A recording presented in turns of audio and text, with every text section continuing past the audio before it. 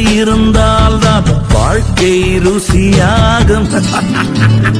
மேடுகள் கடக்கும் நதியினில் தானே மின்சாரம் உண்டாகும். உள்ளத்தில் காயங்கள் உண்டு, அதை நான் மறைக்கிறேன். ஊருக்கு ஆனந்தம் கொடுக்க வெளியே.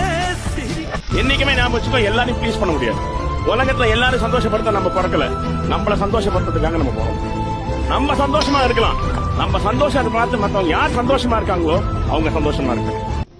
வழிகளில் 100 தடை இருந்தால்தான் வாழ்க்கை ருசியாகும்.